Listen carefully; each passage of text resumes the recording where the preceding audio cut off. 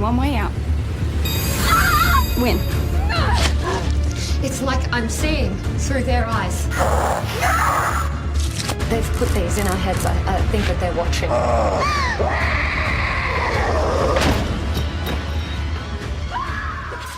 Hello and welcome to the Matt's Movie Reviews podcast. I'm your host Matthew Pejkovic and this is episode number 257.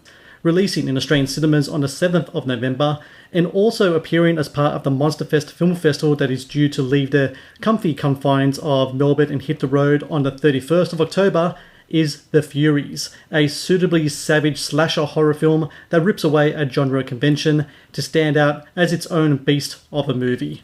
Join me on the podcast is The Furies writer and director Tony Aquino. Tony, I thank you very much for joining me today. Thanks, Matt. Thanks for having me. And that's a great description of the movie you gave there. Speaking of great description, so I read a bit about the pitch that you put towards the funding bodies for The Furies, and you said it was Halloween meets Battle Royale, and that is such a apt description. I was just curious, though, where did that idea first originate?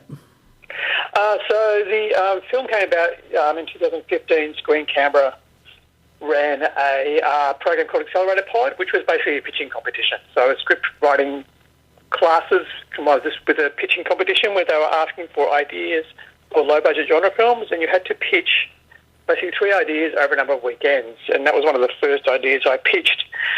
And it came from, I've always loved the horror films of the 70s and 80s, especially this kind of slasher exploitation movies.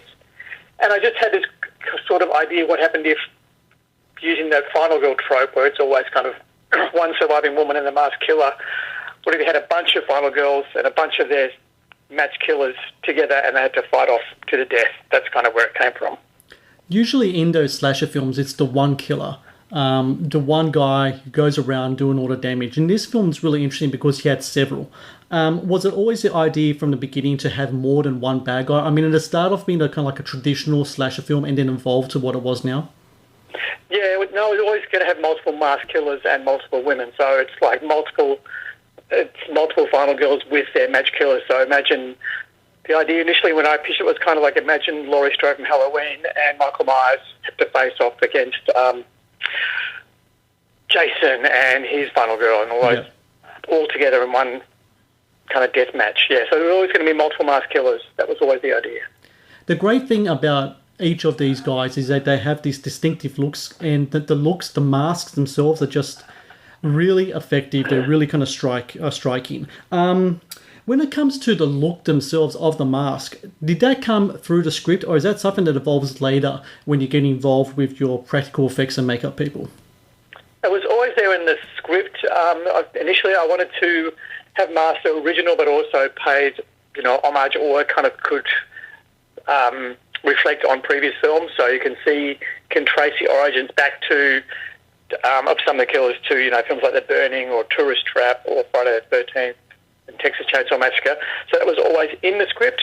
But then saying that's there and then having to design the actual mask was a kind of longer process. I did work with Larry Van Dijnhoven and his designer, Seth Justice. We talked about ideas and we did a whole lot of drawings and kind of picked the final 8 that we went with that are in the film to make them be original, but also, astute viewers who've seen those films will be able to see where they've come from or where they were inspired by, what films they were inspired by. Yeah, and what's really interesting to me is that you and I, and a lot of people as well, we are big fans of those 70s and 80s horror movies, and I'm talking to a lot of filmmakers these days, horror filmmakers, that come from that's their films, that's the films that they grew up with, and they are really embracing practical effects. It really is making a comeback.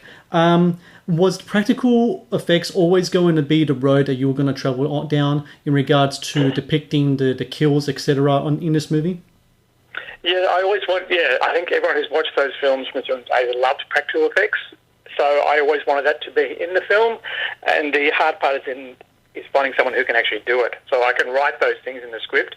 But luckily, I was introduced to Larry and we became good friends very quickly because we had the same sorts of movies and had the same visual references, and he was able to bring those things I described to life. Like the scene that I wrote that has become kind of a little bit infamous as the kind of most realistic, horrific death scene ever filmed. I wrote it, but I didn't actually know if anyone could actually do it. But kind of Larry figured out a way to do it and made it look as great as it is. So I did always want it to be practical effects. I just think CGI is, of course, is great for some things, but I think for visual effects like this, practical effects, prosthetics have a bit of a weight to them, and even the mistakes help to make them look more real. So there are little mistakes in all the effects because they're not perfect, but that helps to, in a way, sell the believability and help you get past the helps with suspension of disbelief, where sometimes the CGI can be too clean or too perfect, and you're kind of actively looking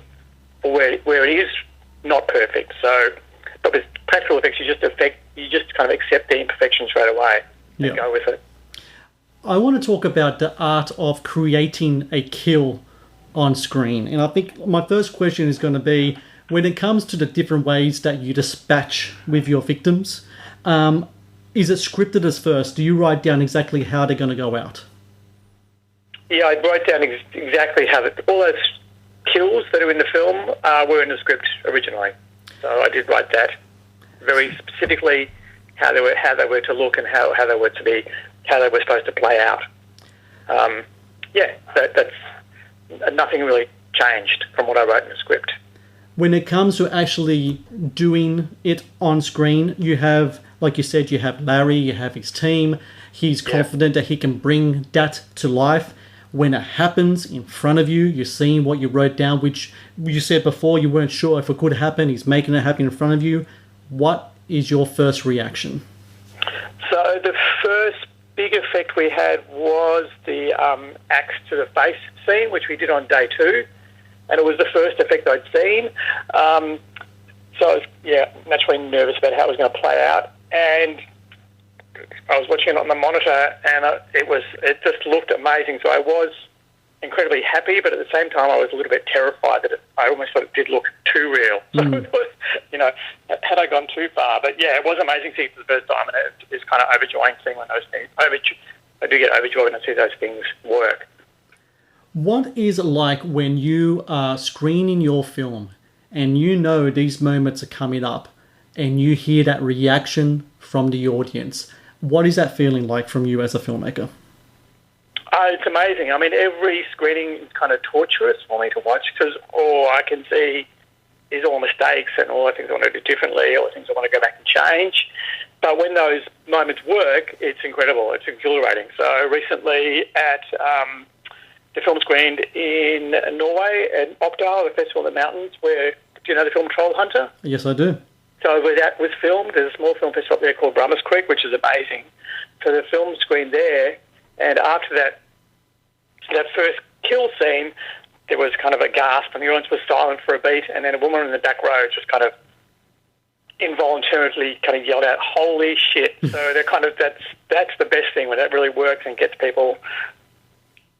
And kind of, gets the reaction you want. They're kind of, because it's hard to do these days because people have seen so much in movies to make something that has an impact. And I think that is a really good point as well, because you want to push the envelope as far as you can to get a reaction, but at the same time you want to make sure that it works for the story. And in your case, the gore scenes, because I'm not a big gore hound, but if it works in context with the story, then I'm cool with it. And in your movie, it does certainly do that. Yeah, I mean, I hope so, because, I mean, really, the heart of the film is really beyond the gore about friendship and betrayal and what you'll do to survive. And also, I was very conscious about redressing, even though I love slasher films, towards the end of the cycle, they did become problematic. They did become a little bit misogynist and sexist, so I wanted to redress some of that in this film so that there is all the women basically behave sensibly and they do what they... No one behaves stupidly, they're doing what they need to survive. They're not waiting for men to come and rescue them. They never talk about boyfriends or anything. It's all just redressing some of those shortfalls that did happen in slasher films. There's no unnecessary nudity, that sort of thing. So I do want it to be about that as well, as well as embrace all the conventions that you need to in this sort of film. I think the great thing about filming in Australia is that, like, not far from our own backyards, there's always locations where we can shoot films that are very unique to the screen. we can provide locations on screen that are different to what the UK or the US can do. In your case, you have I think it was an old mining town, right? About 15 minutes drive from Canberra. Is that correct? Yeah, it's an old, it's called Old Bywong Gold Town. It was built as a tourist resort on an actual old gold mining town. So they recreated the town and built the buildings and fully dressed it to be accurate to the period. And they built it in the 70s, early 70s, as a tourist attraction, but it went broke. So the owners just kind of walked away and left it there. So it's been rotting since then, basically, uncared for. And it's surrounded by 60 acres of ghost gum forest, which is what we used in the film as well. So it was an amazing location for us to find as a low-budget production, because it's basically our own huge studio backlot. We had to do the design department did some modifications to the buildings to make sure they're safe to shoot in and, rearrange the props. But it really add a lot of production value to the film, and it looks amazing, especially I found with audiences overseas. It's just a very strange environment for them to see, and also I think the Australian light's very different as well. So, and that's one of the reasons I wanted to shoot in daylight rather than night. So it does look quite stark and eerie and different, and I think, like you said, quite unique.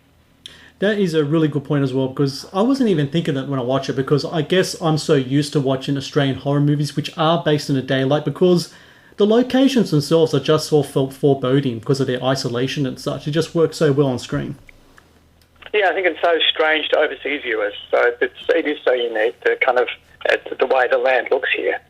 It does look brutal to overseas viewers. And overseas audiences too, all you hear about Australia is sharks, spiders and snakes. Anything will kill you. So to see that environment for them, that the actual environment will kill you, works as well. When it comes to perhaps future installations, more movies for the Furies, because not to give away too much, but there is suggestion that there can be more. Have you had any thoughts yet of maybe creating a sequel to this movie? I have. I initially planned it as a 3-movie kind of arc, a 3-film story. So we'll see what happens. There are hints in the film about a greater world outside of the film that the game takes place in. So there is certainly room there, and we'll see what happens. We'll see how it goes. Well, I really do hope it does happen, because this is a great film, Tony, and congratulations to you with it. And for everyone out there listening, in Australian cinemas, 7th of November, The Furies. Be sure to watch it, and also just embrace it, man. I think it's so great how Australian filmmakers can make such great movies on such a low budget. And what you've done with this film has just been terrific. So, Tony, congratulations with the film, and hopefully we can talk again when it comes to future projects. I would love to. Thanks, Matt. Thanks for your time.